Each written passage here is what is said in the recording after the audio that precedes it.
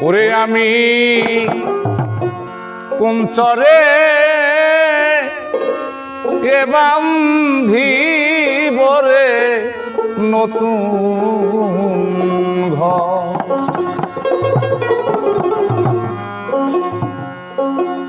সেই চরের দেখতে যাবে রে